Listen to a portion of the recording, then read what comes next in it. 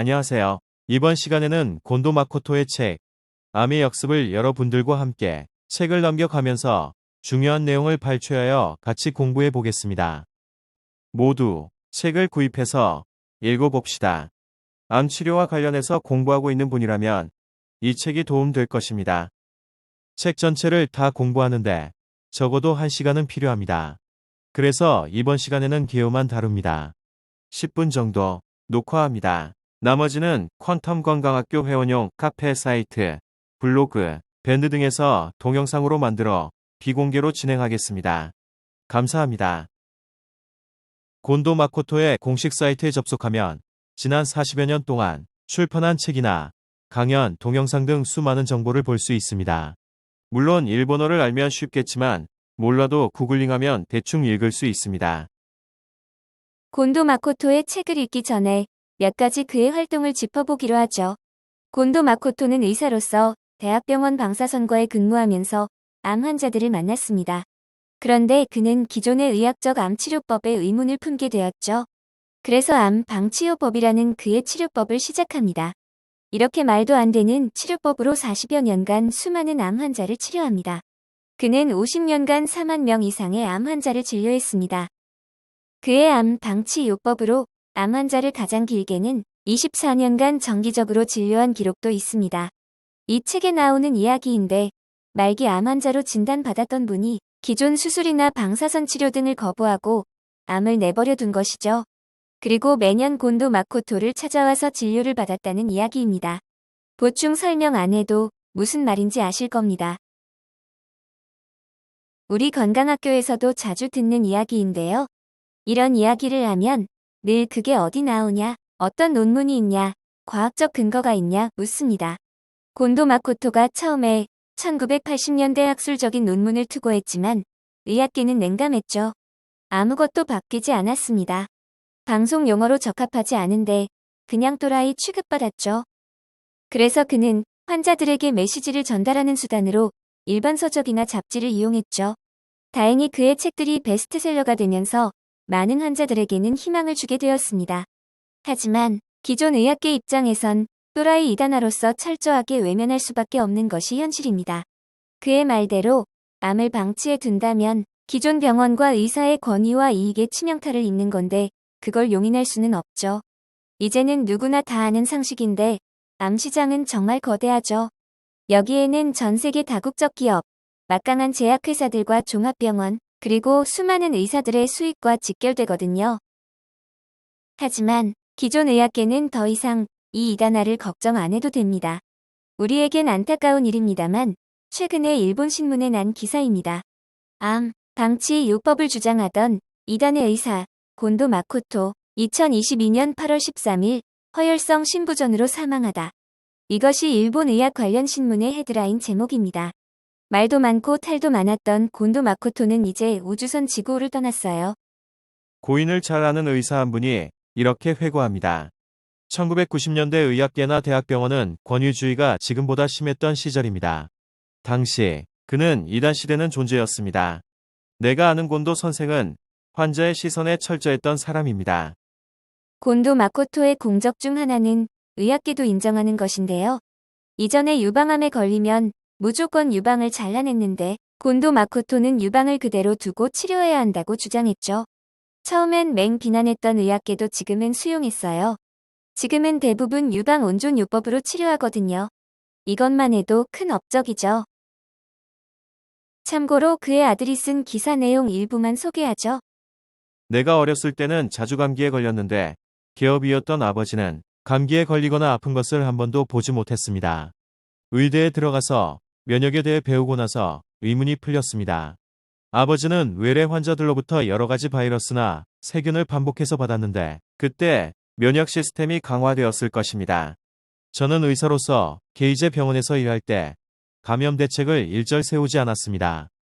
자료를 보면 곤도 마코토는 코로나도 감기와 같다고 생각했고 당연히 코로나 백신을 인정하지 않았지요.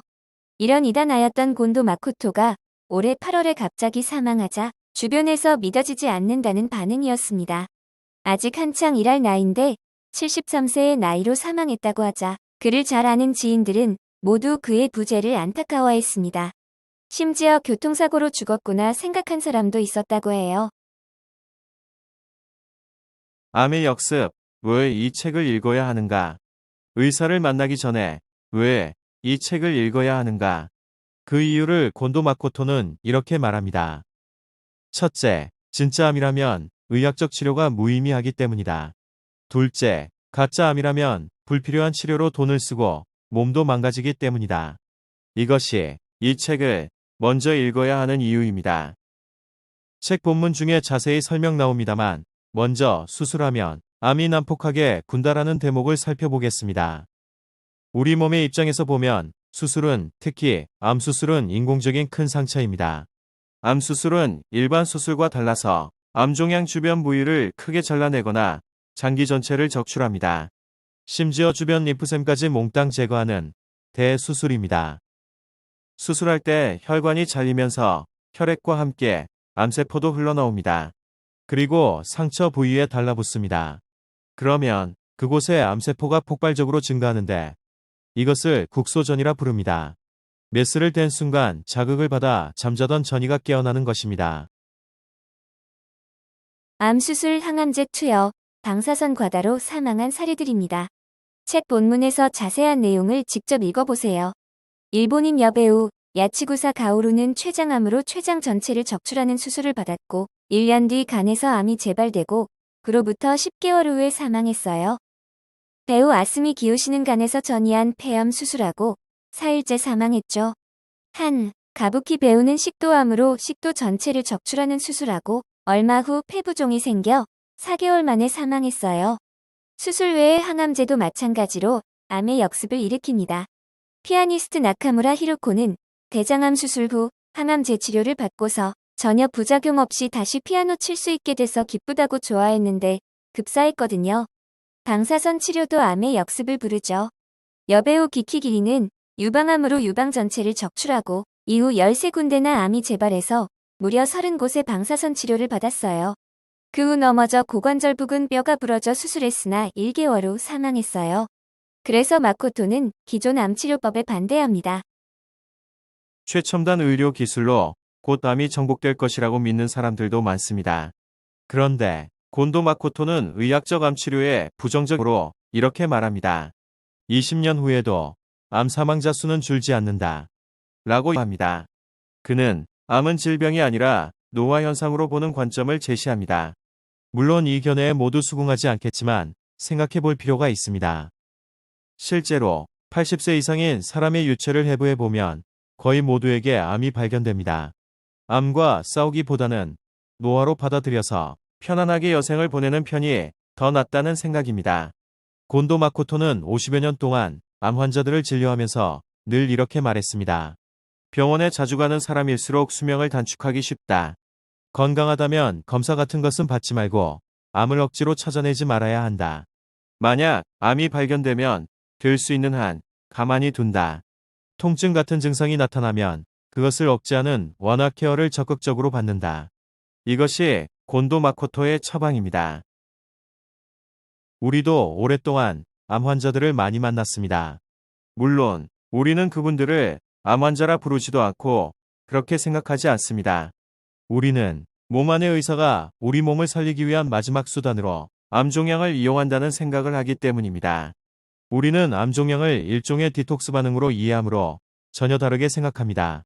만일 이 영상을 처음 보시는 분이라면 먼저 암의 역습에 관한 1편, 2편, 3편 영상을 참조하시기 바랍니다. 우리는 암의 경우에 다음 세 가지로 죽는다고 생각합니다. 첫 번째, 암에 대한 공포심으로 죽는 경우이고 두 번째, 암치료법으로 죽는 경우입니다. 그리고 세 번째, 굶어서 죽는 경우입니다. 후지타 복권 위생대학의 의사 히가시구치 다카시는 암 환자들 대부분이 영양 부족으로 인한 감염증으로 죽는다고 말합니다. 곤도 마코토는 암 치료에서 체력이 중요하다. 채식 중심의 식사요법으로 살이 빠지면 체력이 약해져서 암이 난폭해진다라고 말합니다. 그래서 그는 암에 맞서려면 육류와 유제품을 포함한 동물성 단백질을 든든히 먹고 체력을 기르는 것이 급선무라고 합니다. 체력이 약하면 온열요법도 무의미하다고 말합니다. 곤도 마코토가 이 책, 암의 역습에서 암의 역습 당하지 않으려면 다음 8가지 사항을 지키라고 합니다.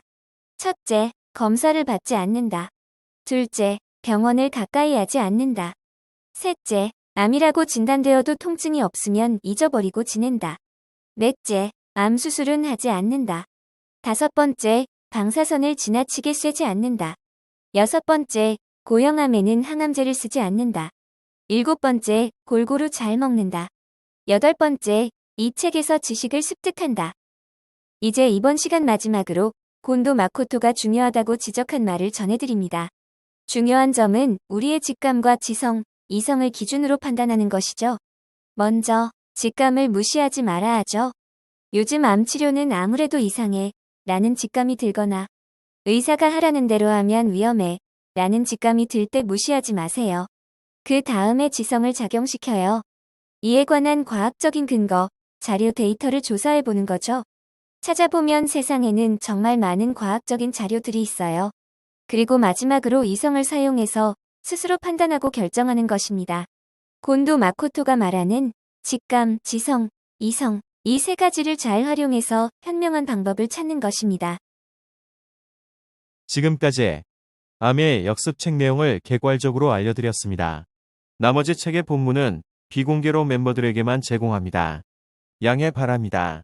시간을 내서 직접 책을 읽으신다면 필요한 정보를 얻으실 수 있을 것입니다. 만일 이어지는 내용을 시청하시고 싶다면 퀀텀 건강학교의 SNS나 주변에서 만날 수 있는 멤버들에게 문의해 보세요. 친절하게 안내해 드릴 것입니다. 그럼 곤도 마코토의 암의 역습을 읽고 암의 두려움에서 해방되시기를 기도드립니다.